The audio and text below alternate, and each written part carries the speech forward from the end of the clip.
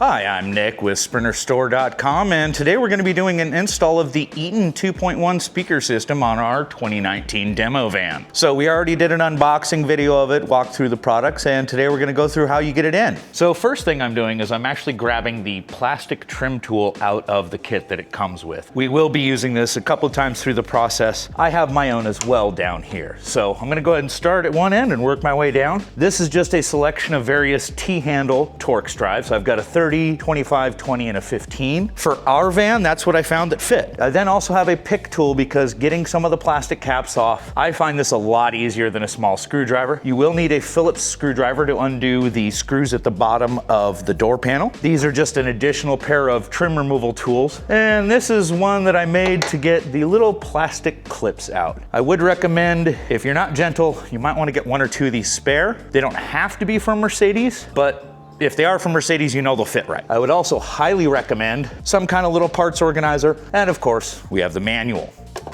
So the first step we're gonna start with is getting the driver's door off. So what we're trying to remove here is simply the plastic door panel itself. There are going to be several plastic covered snaps in here that have screws underneath. We're gonna get to those first, and then we'll do a process of prying the panel loose so we can get it out. So the first step we're gonna use is the pick tool and carefully get behind these. The idea is not to scratch them, which is kind of a tricky process. They snap in with a couple of clips, like so. So we're gonna set all of these in our organizer tray. There's one up here at the top of the door. There's one inside the door grab. There is one behind the door handle, and there are two down here.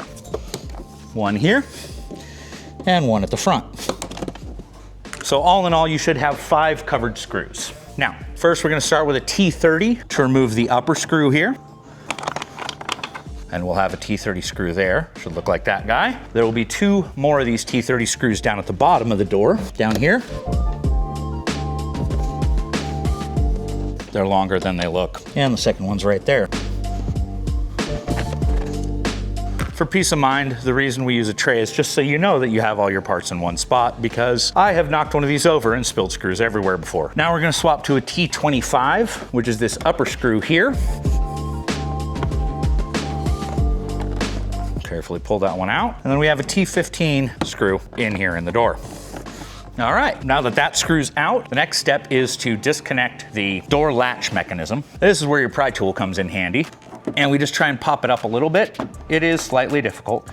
The armature stays in there. We're just taking out the cover to make it easier to remove the panel. And now, start by gently pulling the panel apart. You will hear snapping sounds. That is the sound of the orange plastic clip, which looks like one of these, that holds the panel on. We just want to make sure that the top comes loose. We're not going to completely pull it yet. Make sure that we didn't miss any screws. Okay, perfect. So the top's coming loose. The last set of screws are down on the bottom. This is a plastic trim screw. Has a Phillips head, which is why you need a Phillips screwdriver, and they do unthread from themselves if you're careful. However, they have a nasty tendency of not unthreading correctly, like this one is, and or spinning. So sometimes as they separate, you'll see a little bit of a ridge start to form as the screw tries to come out. Sometimes you will need to get a little pick tool or something underneath and give them a pull. It's a 2-piece clip, and there are 3 of these in the bottom of the door. Sometimes it's easier just to sit on the ground to get to these, but they're the last of the panel trim pieces that are holding it in. There's 1, there's 2. All 3 came out easy this time. This one's fighting me a little bit, coming out. And then as we pull the bottom of the door, their respective fittings will come loose. This is where something like a trim tool comes in very handy. Now we're gonna separate the bottom, start working our way around the sides. Again, you will hear popping and snapping noises. Sounds scary? Trust me, it's not. The one tricky part about the door, now that it's loose, it is hung from the bottom, so the panel will not fall on you. However, there is also a cable that operates the door handle itself that we need to disconnect. To disconnect this, you want to rotate this white piece around right here, and that will allow you to release the cable. It physically pushes up, but you need this little trim piece to come loose. Sometimes a pick tool is necessary, sometimes you can do it by hand. There you can see I've snapped it loose. And now we just gently lift the end of the cable out, and the cable pops loose from the door. That's the hook we're trying to disconnect. There are going to be 3 wiring connectors into the door itself. One is going to be up here at the very top. This is for your window switches and your mirror switch. It is a simple press button where there's a small lever right there you press in and then pull backwards. Same thing down here with the actual lock buttons that are attached to the door itself. Press in, push down. Speaker wire connects right here. This one actually already popped off when I pulled the door. Normally that is a pinch both sides and pull. Now you can tilt the door panel down and pull it out of the way. We're gonna want somewhere flat to set this because we have to screw the speaker into the door panel itself. Okay, so the screw is mounted to the door panel itself with 4 T15mm screws. I'm gonna go ahead and just undo all of these. It's best to undo and redo these by hand as they're screwed into plastic, and the last thing you wanna do is strip these screws out because then you're buying a new door panel.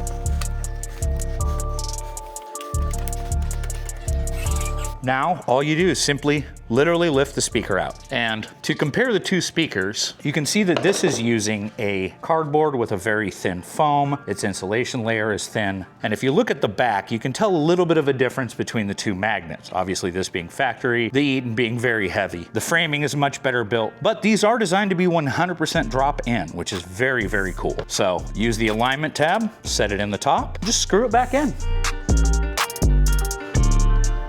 Do be careful when you're doing your final tightening down. Why I recommend doing it by hand, because it is very easy to strip these plastic, what the screws go into, because these are metal screws and it is very easy to over torque and have one of those just go completely out on you. It's part of one of many reasons I'm doing this all by hand. The last step before we put the door panel in is to remember to pull all of these plastic tabs that hold the door panel together so we can get them back on the door. In this case, you can see one of them is already broken and looks like it was replaced once with a green one. We're gonna have to replace it again, unfortunately. To do this, you can use a small set of pliers, a little screwdriver, or I have a special tool I made, which I hook in here and just tug, and they don't always come out very well, so understand you're probably gonna break a few of these. That's why I said we need to get extras. As you can see on here, this one was broken, which is why it did not come out very well. It's supposed to be completely round. This one down here probably will come out reasonably well. Let's find out.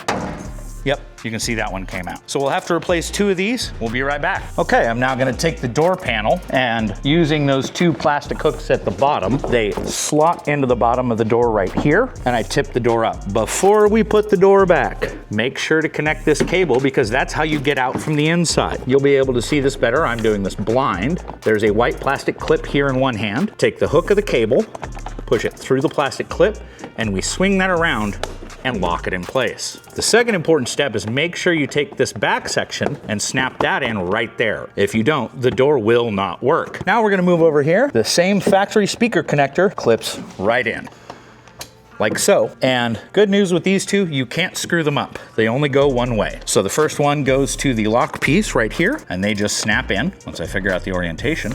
Down. Come on, little buddy.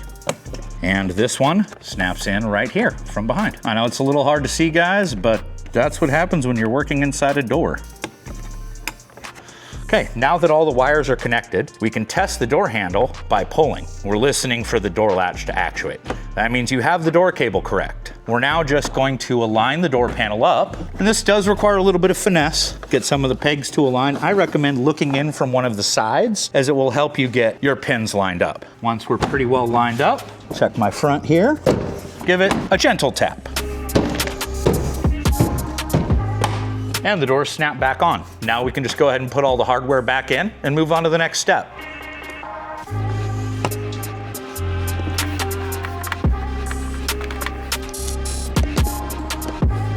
Now the T25 up the top. And one last screw through the door frame. Okay, now we're gonna put in the 3 plastic clips from the bottom of the door. These are the ones that are the Phillips screw. I recommend popping the plastic body in first and then just pushing this in and it will snap in nicely, like so. If they get slightly bent, it's no big deal. They expand to hold themselves in place. There we go. And just push the screws in. All right, now we just put our plastic caps back on. We'll start with the door lock cap. Slips over the top and just snaps into place. There are only 3 sizes of these, so you don't have to worry about getting them in the wrong spots. Medium one going right here. And then the large ones go on the outside of the door. And now the door's done. Now we're gonna move on, do the same thing, rinse and repeat on the passenger side.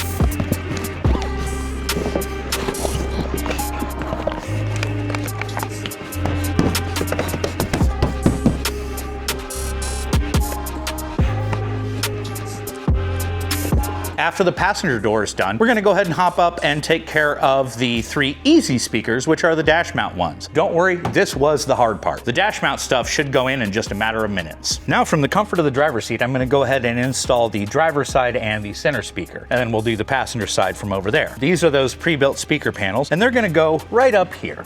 And the center speaker actually goes behind a grill directly in the middle. So I'm gonna set these on the floor. The only 2 tools you should need during this job are going to be a pry tool and possibly a small pick tool. So let's see what happens. We start by prying up this panel, and it's just snapped in place. We will be discarding this as we don't need it anymore, as the ETONs come with their own. The speaker itself is kind of buried in there. It's held in with a couple of clips. You might be able to get it with this guy, which is what we're gonna try, but you basically have to pry the clips back and then pull the speaker out. It does require a little bit of fiddling, and that's where typically we would go to a pick tool, like so. This allows me to get behind it and lift. There's one corner, and there's another corner. Now we're gonna gently remove the factory speaker. The wiring is gonna feel a little tight. You have to tug a tiny bit. We don't need a ton of it, just enough, as the speaker plugs in by friction, so you just have to pull on this little connector like so. There is no snap tab on that. So that is the factory speaker out. Tiny little guy. You can see the size of the magnets. You can guess which one's gonna sound better. With the ETON, we don't mount the speaker back in the original hole. We use that to hold the crossover piece and just connect the wiring, which is plug and play, so it simply snaps together. We're gonna tuck that wiring down. It will feed back into a corner there a little bit, and then the panel simply snaps back in place like so. Fitment looks pretty good. Okay, now on to the even easier job of replacing the center speaker. This literally just uses the orange tool that it comes with. And what we're going to do, you'll see there is a grill speaker right here. This grill is snapped in place, so you use one of the edges and simply pop it up. Again, it will require a tiny bit of effort, and it is a little bendy, so that's okay if it flexes a little. It's just snapped in place. Underneath, we can see the factory center speaker. This speaker not only is your center channel, but it also runs the speaker for the SOS and emergency systems, which is why it has 2 connectors. And it is just, come on, snapped in place with these little round divots. In our case, we don't have a center speaker, so we just have SOS. Either way, both vehicles will have this. What that means for us is we will have to wire in center speaker wiring later when we upgrade the stereo in one of our future videos. Again, if you look at the 2 speakers, tell me which would you rather have in your car. So, speaker connectors are exactly the same, but the alignment on these is slightly different. As you'll notice, the winglets have a facing. We want the ETON logo facing us, and then this just drops in place, and our cover snaps back on. Just align everything up, and a firm push, and we're done. So as you can see, it is not a difficult job to do and a great product for any DIYer or anybody who just cares about their van sounding good as they drive around in it. The product again is the ETON 2.1 speaker system. You can find it on SprinterStore.com. My name's Nick, and thanks for watching.